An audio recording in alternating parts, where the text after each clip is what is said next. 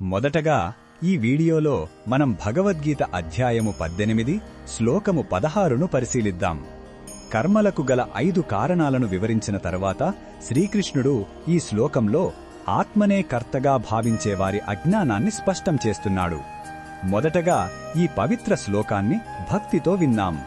తత్రైవం సతి కర్తారమాత్మానం కేవలం తు యః పశ్యత్యకృత బుద్ధిత్వాన్న స పశ్యతి దుర్మతిః.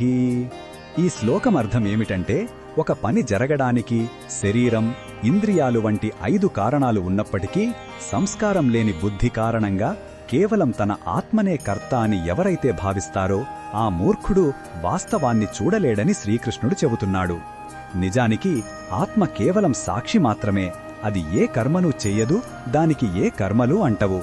కాని అహంకారంతో నేనే చేస్తున్నాను అని భ్రమపడటం అజ్ఞానం యొక్క లక్షణం.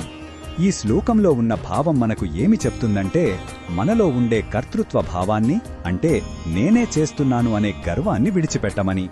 ఇది మనకు బోధిస్తుంది.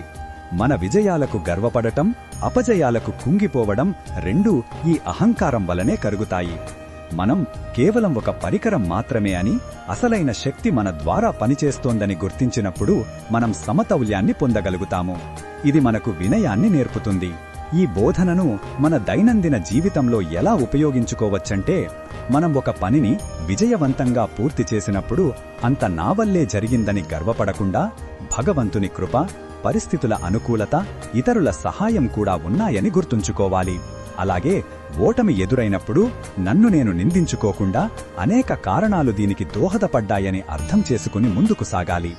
ఈ దృక్పథం మనకు మానసిక ప్రశాంతతను ఇస్తుంది.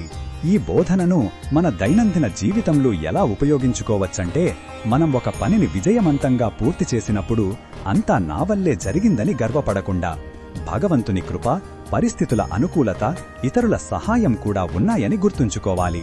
అలాగే ఓటమి ఎదురైనప్పుడు నన్ను నేను నిందించుకోకుండా అనేక కారణాలు దీనికి దోహదపడ్డాయని అర్థం చేసుకుని ముందుకు సాగాలి.